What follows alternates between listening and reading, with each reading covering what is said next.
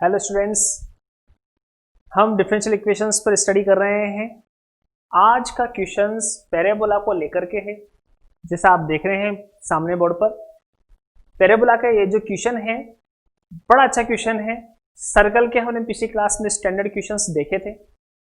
Parabola का भी ये मोस्ट क्वेश्चन है, अच्छा क्वेश्चन है। आप इसे देखिए। ये क्वेश्चन हम देखा जाए तो जो पैराबोला में अगर हमें थोड़ी बहुत नॉलेज पता है तो उसको हम यहाँ काम में लेकर के फटाफट आगे बढ़ सकते हैं। पर वो वाले स्टूडेंट्स जिन्हें पैराबोला की जो इक्वेशंस हैं उन्हें बनाने में दिक्कत आती हैं, तो मैं चाह रहा हूँ यहाँ कि थोड़ा बहुत हम लोग यहाँ पर पैराबोला के बारे में, जो 4 तरह के पैराबोला हैं उनके बारे में थोड़ा सा डिस्कस कर लें, उन्हें समझ लें, और उसके बाद अलग अलग कंडीशन हो तो हम अलग अलग तरीके से किस तरह से इक्वेशंस बना सकते हैं वो हम देख सकते हैं। पैराबोला में आप जो आज सीखेंगे, आज के इस लेक्चर को ध्यान में रख लेना। आपको कभी भी किसी भी तरीके से पैराबोला पूछा जाए आप उसकी इक्वेशंस तुरंत लिख सकते हैं। ठीक, तो देखिए जरा कि सबसे पहले तो आप लोग मुझे ये जवाब दें कि मेरे पास, मैं सर्कल लेकर के चल रहा हूं फिलहाल थोड़ी देर के लिए। सर्कल में आप मुझे जवाब दे सकते हैं कि अगर मेरे पास मूल बिंदु सेंटर है और रेडियस मेरे पास यहां आर है, तो आप इक्वेशन ऑफ सर्कल, आप वृत्त की जो समीकरण देते हैं वो देते हैं X square plus Y square equal to R square. Correct है ना? पर लेकिन अगर मैं आपसे कहता हूं कि मैंने इस सर्कल को एच के पॉइंट पर जाकर के शिफ्ट कर दिया, सर्कल को शिफ्ट कर दिया, मतलब सर्कल का जो सेंटर है मेरा, वो सेंटर मेरा मैंने उसको एच के पॉइंट पे जाकर के शिफ्ट कर दिया। मतलब जहां आपका सर्कल पहले इस तरीके से बन रहा था, तो आपने ऐसी कंडीशन में अब सर्कल को आपने एच के पॉइंट यहां, देखिए मैं यहां बताता हूं आपको, यहां इस जगह, तो पहले कहां था? पहले ओरिजिन पर था, सेंटर पहले ओरिजिन पे था, सर्कल अब एच के पॉइंट पे जाकर के शिफ्ट हो गया है। तो जब सर्कल का पॉइंट जब शिफ्ट हो जाता है तो इस सर्कल की इक्वेशन हो जाती है x माइनस एच का whole square plus Y minus K का whole square equal to R square. पढ़ा है हमने। तो जब सेंटर कहीं और जाकर के शिफ्ट हो जाते हैं तो हमारे पास सर्कल की इक्वेशन इस तरीके से बनती है। हमारे पास एच और के जिस साइन के होंगे उसके अपोजिट साइन यहां रख दिए जाएंगे। तो थोड़ा ध्यान देना जरा, इस बात को बस दिमाग में सेट कर लो। और अब पैराबोला के हर तरह की इक्वेशंस हम जब देंगे, और पैराबोला ही क्यों कि कोई भी शेप हो आपके पास, अगर वो किसी भी पॉइंट पर उसका चाहे वर्टेक्स हो चाहे उसका सेंटर हो, किसी पॉइंट पर जाकर के अगर शिफ्ट कर रहे हैं तो कैसे इक्वेशन में चेंजेस आता है वो अभी आपने यहां देखा। तो आप पहले इस बात को ध्यान में रखेंगे और मैं आसानी से कह सकता हूं कि अगर मैंने आपको कहा कि आपके पास एक पैराबोला है, उस पैराबोला की जो इक्वेशन है आपने पढ़ी हुई है generally y square equal to 4ax। आपको पता है कि ये जो पैराबोला है हमारा, इस पैराबोला का जो शीर्ष है, जो वर्टेक्स है, वो हमारे पास ओरिजिन है। It's mean 0 0। अगर हम इसे देखें तो ये जो पैराबोला बनता है वो कुछ इस तरीके से बनता है। मैं भी चारों तरह के पैराबोला पर डिस्कस करूंगा आप लोगों के साथ। तो ये जो पैराबोला मेरे पास बनता है वो कुछ ऐसा बनता है।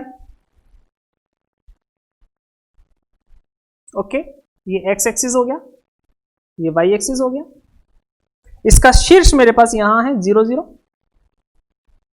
राइट। अब ये पैराबोला जब आपके पास इसका वर्टेक्स 0 0 होता है तो आप इसकी इक्वेशंस इस तरह से पढ़ते हैं। अब मैं आपसे कहता हूं कि अगर मान लो इस पैराबोला को, अगर हम जो इसका वर्टेक्स है इसे हम एच के पॉइंट पे जाकर के शिफ्ट कर दें, मतलब ये जो पैराबोला है आपका वो कुछ यहां इस तरह से इस पॉइंट पर, अगर मैं आपसे कहता हूं कि आपका पैराबोला यहां है एच के पॉइंट पर, उसका हमने वर्टेक्स यहां पर शिफ्ट कर दिया है, तो फिर इस पैराबोला की इक्वेशंस क्या बनेगी? बिल्कुल वही कंसेप्ट काम में लो जैसा मैंने आपको आपके सर्कल में बताया था। तो जब h के पॉइंट पे शिफ्ट होता है तो चेंजेस हमें इस तरह से देखने को मिलते हैं। तो हम कह सकते हैं कि जब वर्टेक्स ओरिजिन था, इक्वेशन ये थी, तो अब वर्टेक्स अगर h के पॉइंट पे शिफ्ट हो गया है तो इस पैराबोला की इक्वेशंस मेरे पास हो जाएगी y माइनस h का whole square, sorry y minus k का whole square equal to 4ax minus h। ध्यान रख लो, हमेशा जब भी शिफ्टिंग की बात आएगी हमको बिल्कुल हमेशा हर जगह हर शेप में इस तरह से ही वर्क करना है। ओके, जब आपको कभी किसी भी तरह से कंडीशंस पता हो, कोई भी इक्वेशंस अगर आपको पता हो, तो आप इस तरह से उसका वर्टेक्स शिफ्ट करने के बाद इस तरह से इक्वेशंस लिख सकते हैं। अब चलो जल्दी से तुरंत हम लोग यहां चारों पैराबोला पर हम अगर थोड़ा डिस्कस करें तो हम लिख सकते हैं, कह सकते हैं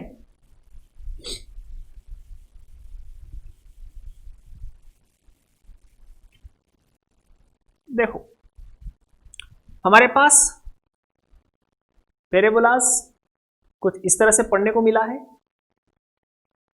ये एक्स एक्सिस हो गया, ये वाई एक्सिस हो गया, ये इसका हमारे पास ओरिजिन हो गया, यहां वर्टेक्स हो गया, ये हमारे पैराबोला की एक्सिस है, करेक्ट।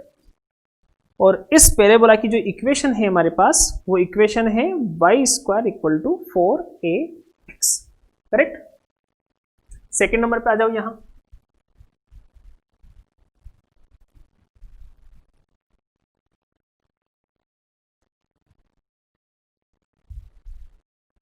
वही X axis, Y axis, X dash, Y dash, और इस बार वो ऐसे हमने घुमा दिया है इसे एकदम इनवर्ट।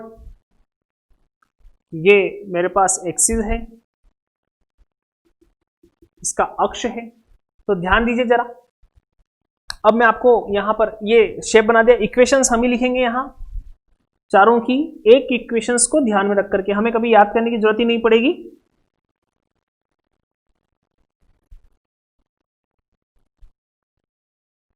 ये ओरिजिन,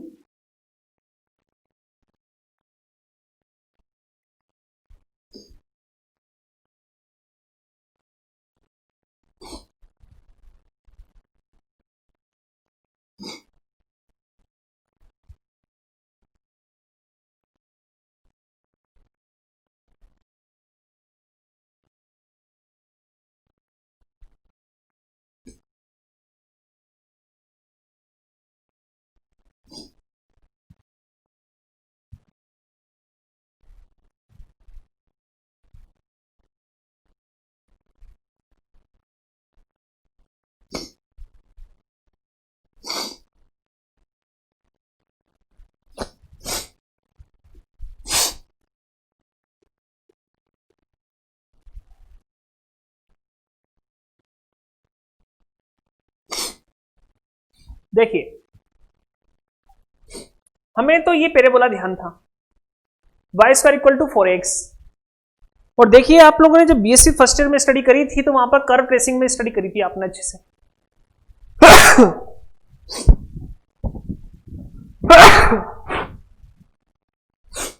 तो आपने बीएससी फर्स्ट ईयर के अंदर कर्व ट्रेसिंग पर स्टडी करी थी, और वहां हमने क्या पढ़ा था कि वहां हमने पढ़ा था कि हमारे पास इक्वेशन में जहां पर भी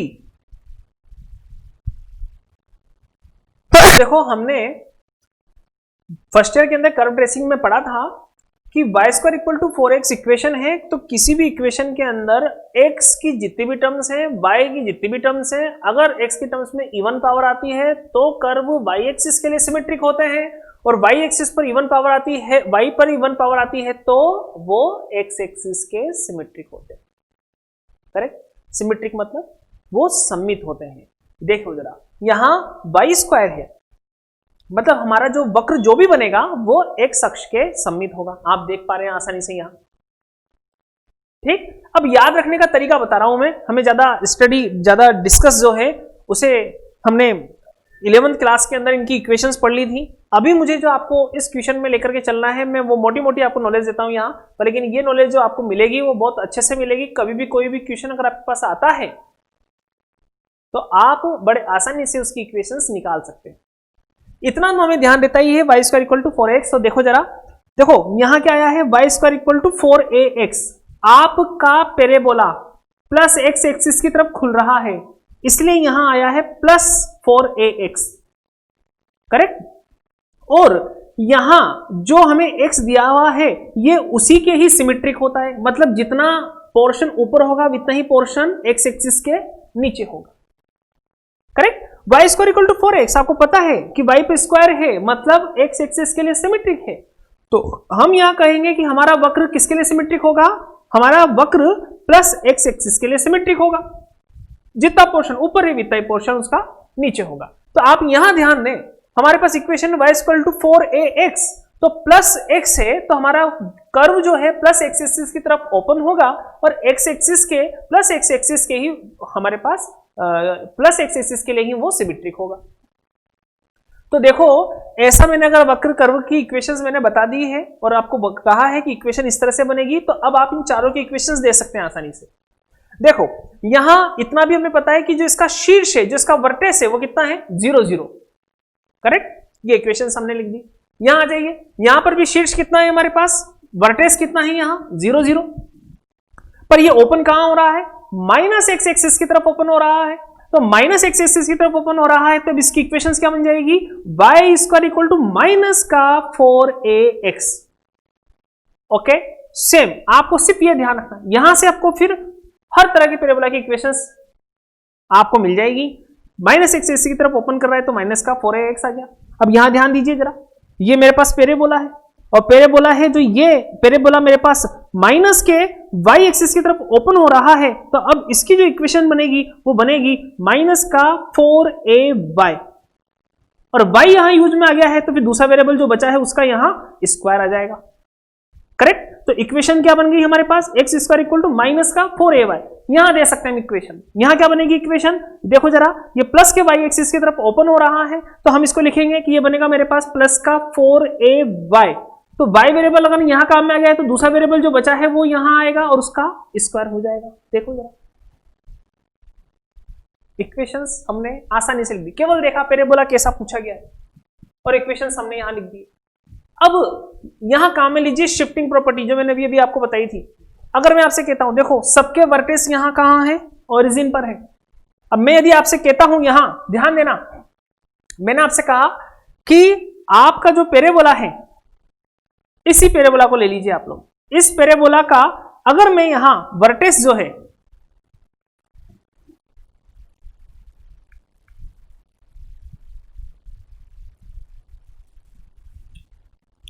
इस पैराबोला का जो वर्टेक्स है वो मैंने यहां एच के पे जाकर के शिफ्ट कर दिया, ये मैंने पैराबोला ऐसा बनाया। ध्यान दीजिएगा जरा, यहां एक्सिस पर वो ध्यान दीजिए, देखो हमारा पैराबोला जिस एक्सिस के लिए सिमेट्रिक होता है, ध्यान देना, हमारा पैराबोला जिस एक्सिस के लिए सिमेट्रिक होता है, पैराबोला का एक्सिस वही एक्सिस होता है। नहीं आया समझ में? देखो जो बात कही जा रही है, क्योंकि ये लैंग्वेज फॉर्म है, लैंग्वेज फॉर्म को आपको थोड़ा सा समझना है, ध्यान देना है जरा। आपसे कहा जाएगा पैराबोला का एक्सिस वाई एक्सिस है, आपसे कहा जाएगा पैराबोला का एक्सिस एक्स एक्सिस है, तो एक्सिस कौन सा होगा, एक्स एक्सिस होगा या वाई एक्सिस होगा?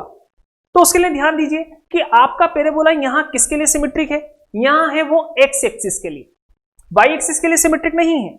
इसलिए हम यहां क्या कहेंगे कि हमारा पैराबोला एक्स एक्सिस के लिए सिमेट्रिक है, तो इसका एक्सिस भी क्या होगा, एक्स एक्सिस। ध्यान दो, अगर मैं आपको इलिप्स बताता हूं, इलिप्स, मैंने आपको इलिप्स बोला,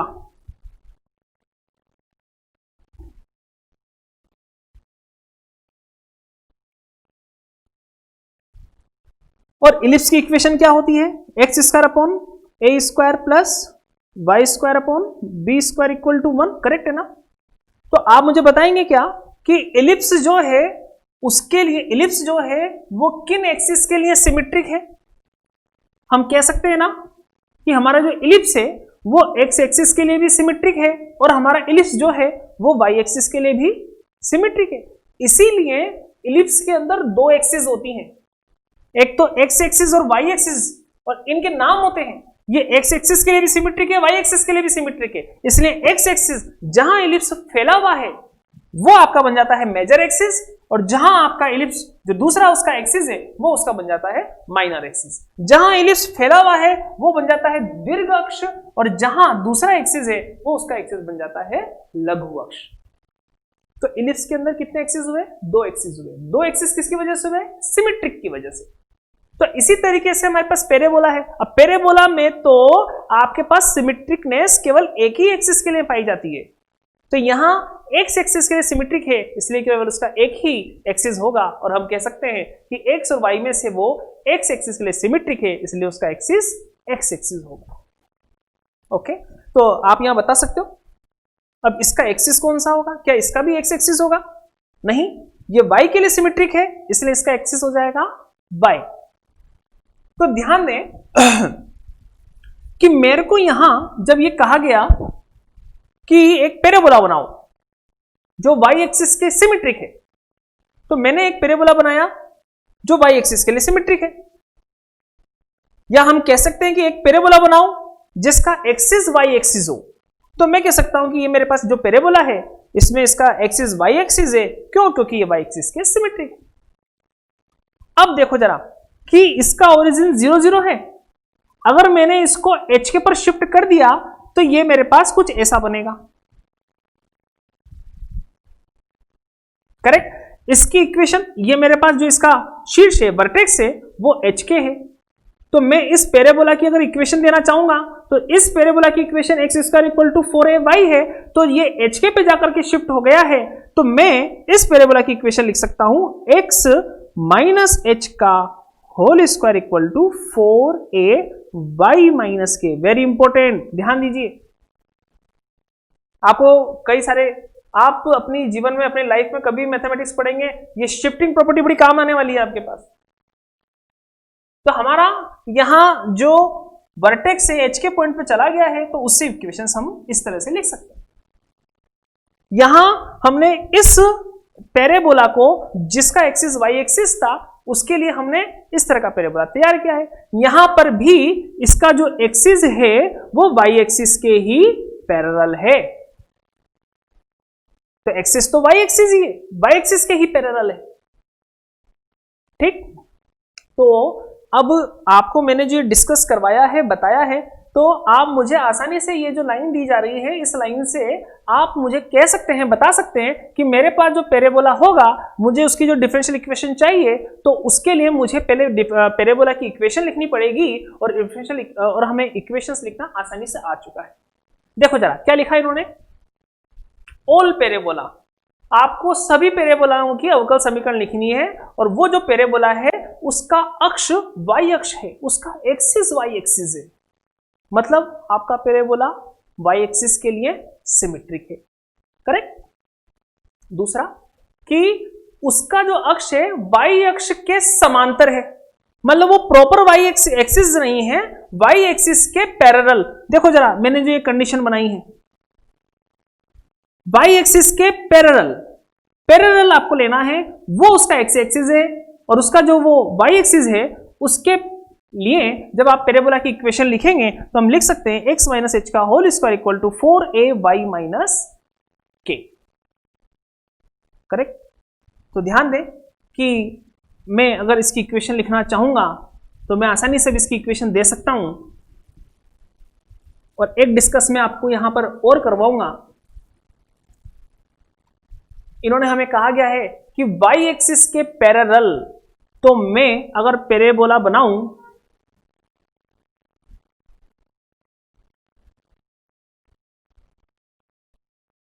वाई एक्सिस के पैरेलल जो लाइन बनाई है मैंने वो ये रही, और इसको एक्सिस लेकर के आपको पैराबोला बनाना है। तो पैराबोला यहां पर अगर हम देखें तो वाई एक्सिस के पैरेलल अगर हम बनाएंगे तो पैराबोला हम दो तरीके से बना सकते हैं, जो ऊपर की तरफ भी खुल रहा होगा और पैराबोला नीचे की तरफ भी खुल रहा होगा। हम दो तरह की कंडीशन दे सकते हैं यहां, क्योंकि वाई एक्सिस के पैरेलल लाइन उसकी एक्स एक्सिस है, उसकी एक्सिस है, वो एक्सिस तो हमने बना दी है, पर हमें यहां कहीं पर भी ये नहीं कहा गया है कि वो प्लस वाई की तरफ ओपन हो रहा है या माइनस वाई की तरफ ओपन हो रहा है। तो टोटल मिलाकर के अगर हम पूरी कंप्लीटली अगर बात करना चाहें तो हम कह सकते हैं कि जो डिस्कस हमें करवाया जा रहा है उस पैराबोला की इक्वेशन हमारे पास बनेगी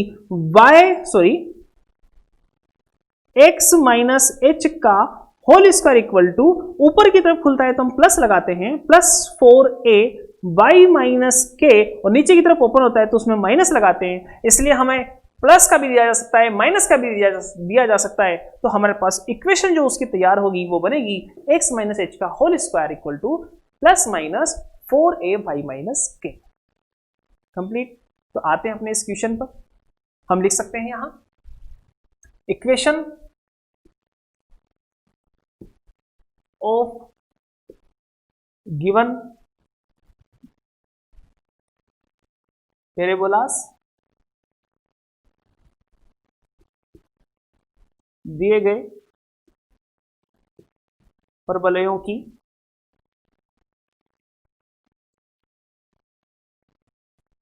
समीकरण, और वो समीकरण x माइनस एच का whole square equal to plus minus 4a y minus K, इसे हमने दे दिया इक्वेशन नंबर फर्स्ट।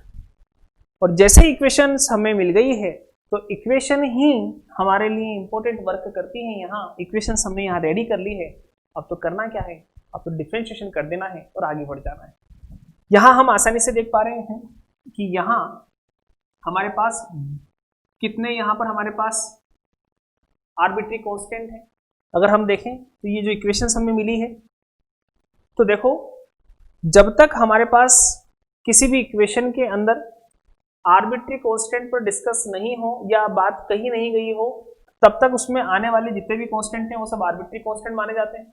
और जब हमारे पास स्पेशली दो या किन्हीं पर्टिकुलर आर्बिट्री कांस्टेंट के बारे में डिस्कस करवाया जाता है तो वो स्पेशली लिखा जाता है। यहां अगर हम देखें तो हमारे पास h, k और a है, ये तीन आर्बिट्री कांस्टेंट्स हमारे पास यहां नजर आ रहे हैं। अगर हमें h और k पे ही डिस्कस करना होता तो हमें स्पेशली इस क्वेश्चन में ही लिख करके दिया जाता कि यहाँ h और k आपके आर्बिट्री कांस्टेंट है। पर लेकिन जब आर्बिट्री कांस्टेंट के बारे में यहाँ कोई डिस्कस नहीं है तो हमारे पास जितने भी यहाँ कांस्टेंट नजर आएंगे वो सारे के सारे आर्बिट्री कांस्टेंट हैं। और हम आसानी से कह सकते हैं कि देखो h, k और a, इन तीनों की अगर हम यहाँ पर डिफरेंट डिफरेंट वैल्यूज लेते जाएं तो डिफरेंट डिफरेंट हमारे पास यहाँ पर पैराबोलास बनते चले जाएंगे। वो सारे पैराबोलास वो वाले होंगे जिनके लिए हमारे पास उनका एक्सिस y एक्सिस होगा, जिसके लिए सिमेट्रिक है, और हमारे पास जो है उसकी शिफ्टिंग उसका जो और शीर्ष होगा, वर्टेक्स होगा, वो HK होगा। करेक्ट। तो तीन हमारे पास यहां पर आर्बिट्री कांस्टेंट है। हम इसको आगे बढ़ाते हैं। हम लिख सकते हैं तीन आर्बिट्री कांस्टेंट मतलब तीन बार डिफरेंशिएशन। हम लिखेंगे differentiation with respect to the x, और ये बनेगा price of x minus H equal to plus minus 4a y minus k का डिफरेंशिएशन करेंगे तो हमारे पास यहां पर मिलेगा y डैश। ओके, हम इसको कैंसिल आउट कर देते हैं। यहां इसे इक्वेशन नंबर हम लोग सेकंड डाल देते हैं। एक बार और हम डिफरेंशिएशन करेंगे।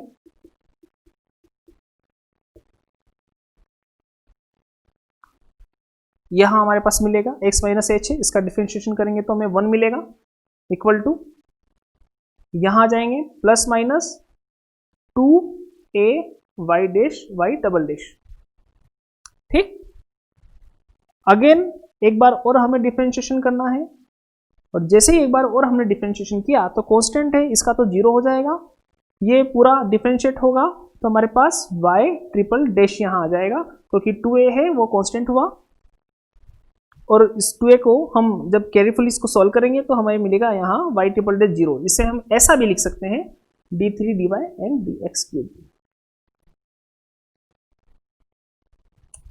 ओके, यहाँ पैराबोला का जो ये क्वेश्चन था बड़ा इंपॉर्टेंट क्वेश्चन, अच्छा क्वेश्चन था। इस क्वेश्चन में सिर्फ हम लोगों को इक्वेशन पर ही गौर करना था, बाकी सब काम आपने सीखा हुआ है। ठीक, अगले क्वेश्चन की तरफ बढ़ते हैं और देखते हैं। एक क्वेश्चन है बड़ा सिंपल सा, छोटा सा क्वेश्चन। यहां हमें एक क्वेश्चन दिया हुआ है, उसमें कहा गया है कि एक जो डिफरेंशियल इक्वेशंस आपको दी हुई है, यहाँ एक डिफरेंशियल इक्वेशन हमें दी हुई है x D Y minus Y D x equal to 0। कहा जा रहा है कि वो इन चार में से किस आकृति को, किस फिगर को रिप्रेजेंट करती है। देखो एकदम इनवर्ट क्वेश्चन, एकदम इनवर्ट क्वेश्चन है। आपसे पहले के जो क्वेश्चन आए हुए थे डिफरेंशियल इक्वेशन के, उसमें आपको पहले फिगर्स की, आकृति की या किसी डिफरेंशियल पहले किसी इक्वेशन को दिया जाता था, इक्वेशन को देकर के उसके लिए डिफरेंशियल इक्वेशंस फाइंड की जाती थी। और अब बिल्कुल उल्टा हो रहा है। यहां हमें कहा गया है कि डिफरेंशियल इक्वेशंस हम दे रहे हैं आपको, आप उस डिफरेंशियल इक्वेशन से ये पता करें कि वो डिफरेंशियल इक्वेशन किस फिगर की होगी, या हम ये कह सकते हैं कि वो डिफरेंशियल इक्वेशन किस इक्वेशंस की हमारे पास प्राप्त हुई है। तो एकदम उल्टा प्रोसेस है। तो बिल्कुल उल्टा प्रोसेस है तो ध्यान दीजिए, हम वर्किंग भी उल्टी कर देते हैं और वर्किंग भी एकदम रिवर्स करने के लिए, इन्वर्ट करने के लिए हमें सीधी सी एक बात का ध्यान रखना है। हम आसानी से कह सकते हैं, देखो जरा, कि जब हमारे पास इक्वेशंस मिलती थी तो हम डिफरेंशिएशन करके डिफरेंशियल इक्वेशंस पर पहुंचते थे, और अब हमें जब डिफरेंशियल इक्वेशंस मिली है तो फिर हम इस डिफरेंशियल इक्वेशन का डिफरेंशिएशन का इन्वर्ट होता है इंटीग्रेशन, करेक्ट। तो हम डिफरेंशियल इक्वेशंस का इंटीग्रेशंस कर देंगे और इंटीग्रेशन से हम लोग वहां पर इक्वेशन पर पहुंच जाएंगे, करेक्ट। तो बढ़े आगे, हमें पता है डिफरेंशियल इक्वेशन से इक्वेशंस बनानी है तो इंटीग्रेशन कर डालेंगे, और इक्वेशन से अगर डिफरेंशियल इक्वेशंस बनानी है तो डिफरेंशिएशन कर डालेंगे। तो बढ़ते हैं आगे। तो पहले इसी कंसेप्ट को काम में लेकर के हम देखते हैं कि हमें जो डिफरेंशियल इक्वेशंस दी गई है, हमें इक्वेशन दी गई है x D Y minus Y D x equal to 0, जिसे हम लोग ऐसा लिख सकते हैं x D y equal to y D x. It's mean हम इसको कह सकते हैं, ये बनेगा हमारे पास d y by d x equal to, ये हो जाएगा वाई अपॉन एक्स, करेक्ट। तो d y by d x equal to y upon x, इसे हम ऐसा कह सकते हैं कि ये हमारे पास d y upon Y equal to d x upon x के द्वारा लिखी जा सकती है। ये इसकी साइमल्टेनियस फॉर्म होती है, ठीक। जैसे ही हम लोगों ने इसे लिखा, हम इसको लिख करके इंटीग्रेट कर देंगे,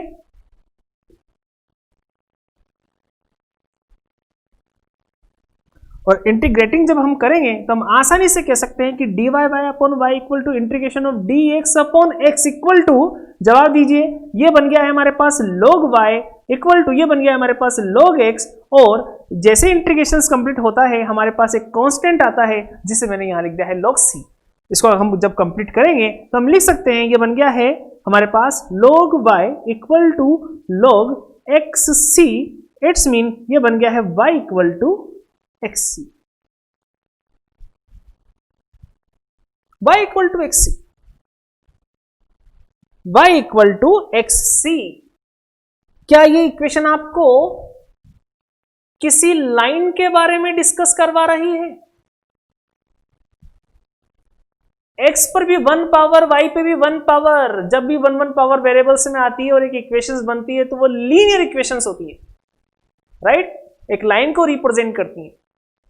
ये y equal to mx plus एक लाइन है, जब ये लाइन ओरिजिन से पास होती है तो लाइन की equation y equal to mx, मतलब x के साथ यहां कोई कांस्टेंट, ठीक। यहां जाइए, बिल्कुल equation y equal to xc।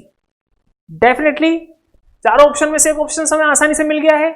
हम कह सकते हैं कि हमारी जो इक्वेशंस होगी वो होगी एक ऐसी इक्वेशन जो लाइन को रिप्रेजेंट कर रही है और वो ओरिजिन से पास हो रही है। अच्छा क्वेश्चन था, इनवर्ट क्वेश्चन था, अभी तक नहीं आया था, एक हमने क्वेश्चन दिया और देखा, राइट। बाकी की स्टडी हम लोग अगले लेक्चर में करेंगे। थैंक यू, धन्यवाद।